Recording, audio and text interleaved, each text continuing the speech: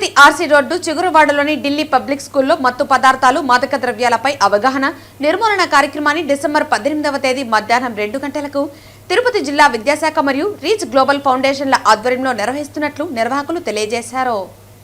రేపు ఢిల్లీ పబ్లిక్ స్కూల్లో రేపు మధ్యాహ్నము 2 నుంచి 5 వరకు డీ అడిక్షను అంటే మానసిక ఈ డ్రగ్స్కు అవగాహన కల్పించడము, నిర్మూలన ఎలాగనేది, అలాగే పిల్లలు ఒత్తిడితో ఆత్మహత్యలు చేసుకుంటున్నారు, ఆత్మహత్యల నివారణ, వీటి అంశాలపైన డాక్టర్ మానస గారు de addiction in charge Ruia hospital, మన భూపాల్ నాయుడు గారు మానస్ సెంటర్ అని ఎన్నో సంవత్సరాల నుంచి ఇక్కడ రాయలచెరువు రోడ్లో పెట్టారు. ఆయన సేవ చేస్తున్నారు, వారి కుమార్తెను. ప్లస్ సిపిఆర్, అట్లే ఫారిన్ కంట్రీస్లో నేను ఉండి 15 ఏళ్ళు వచ్చాను. అక్కడ ప్రతి పౌరులకు తెలుసు సిపిఆర్ అంటే బేసిక్ లైఫ్ సపోర్ట్. ఎవరన్నా ఉన్నట్లుండి ఎక్కడైనా పడిపోయినా కూడా వెంటనే వాళ్ళకు కార్డియక్ పల్మనరీ రిససిటేషన్ అంటే గుండె ఒత్తిడి కల్పించడము, శ్వాస కల్పించడము, ఇవి జరుగుతుంది. ఇక్కడ ఏమి దిక్కు చూడకుండా ఊరికే 108 అంబులెన్స్ను పిలుస్తారు, దిక్కులు చూస్తారు. అది లేకుండా అది ఎలా అవగాహన కలిగించడము, డాక్టర్ సొప్పరపు రత్నశేఖర్ అబ్బాయి కూడా ఇక్కడ, అబ్బాయి మెసేజ్ డాక్టర్ దేవరాజులు వినిపిస్తారు. సో రేపు మధ్యాహ్నం 2 నుంచి 5 వరకు మన కలెక్టర్ గారు, ఎస్పీ గారు కూడా ఈ ప్రోగ్రాంకు చాలా సహకారం ఇస్తున్నారు, ప్రోత్సాహం ఇస్తున్నారు. అట్లే డిఈఓ విద్యాశాఖ అధికారి ఉంటారు కుమార్ గారు, మన డిపిఓ మేడం గారు ఉంటారు. శక్తి టీం తరఫున శ్రీలత గారు రాలేనందువలన తమీమ్ అహ్మద్ గారు వస్తున్నారు.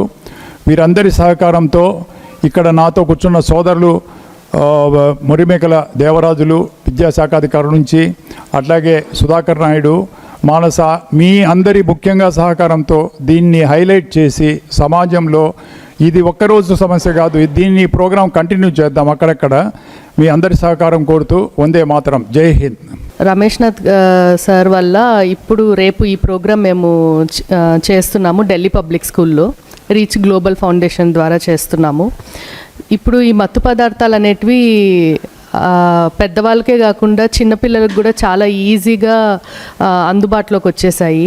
స్కూల్స్ దగ్గర కానివ్వండి, కాలేజెస్ దగ్గర కానివ్వండి, అని ఎంత ఈజీగా వచ్చేసాయంటే వాళ్ళ ఫస్ట్ యూజ్ అంటే వాళ్ళు మొదలుపెట్టే వయసే 10 లేదా 11 సంవత్సరాల నుంచే స్టార్ట్ అయిపోతుంది.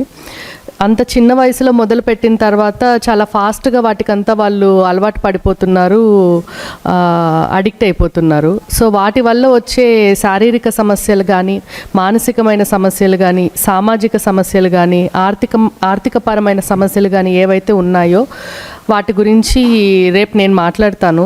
తర్వాత అలాంటి వాటికి వాళ్ళు అలవాటు పడకుండా ఉండాలంటే ఏం చేయాలి, దానికి పేరెంట్స్ రోల్ అంటే తల్లిదండ్రుల రోల్ ఎంత ఉంది, టీచర్స్, స్కూల్స్, కాలేజెస్లో వాళ్ళ రోల్ ఎలా ఉంది, తర్వాత ఒకవేళ అడిక్ట్ అయిపోయింటే వాళ్ళు ఎవరి హెల్ప్ తీసుకోవాలి, ఎక్కడ మాట్లాడాలి అనే వాటి గురించి రేపు మేము మాట్లాడదలుచుకున్నాము.